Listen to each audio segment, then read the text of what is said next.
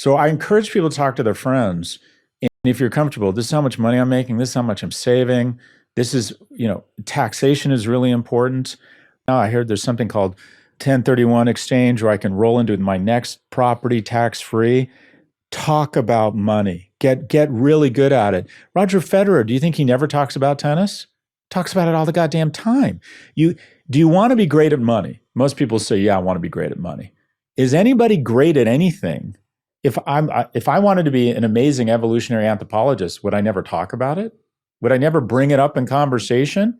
Would I never want to talk to other people about evolutionary anthropology? If you want to be good at money, put down the facade and start talking to people about their investments, how much money they make, what they do with their money, how they save money, what they do to try and limit their spending. See if you can find a practice where you get reward or a dopa hit from exercise or relationships. Gamify saving money.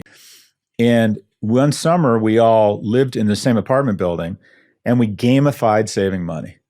And we had a whiteboard and we literally made a game out of it. In the summer of 1985, I survived for 12 weeks on $78 a week, including rent. Because if I didn't save $3,000 by the fall, I wasn't going back for my senior year in college because I didn't have wealthy parents.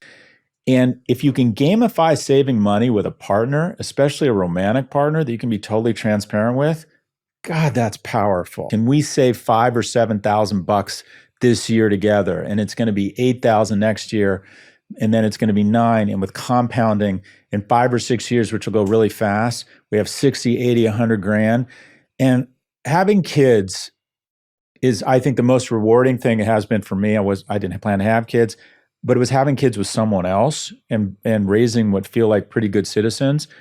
But a close second was building economic security with someone else. But going back to your original question, talk about it, understand it. If you want to be good at it, you got to get literate at it. I spend 4 hours a week probably talking to other people about my economic well-being, what tax loopholes there are, where I should be investing. When interest rates come down, at what point do interest rates get low enough where I should be pulling a second out and putting it in the market, knowing if I have a 10-year mortgage over 10 years, the market's usually up about 7 to 9% a year.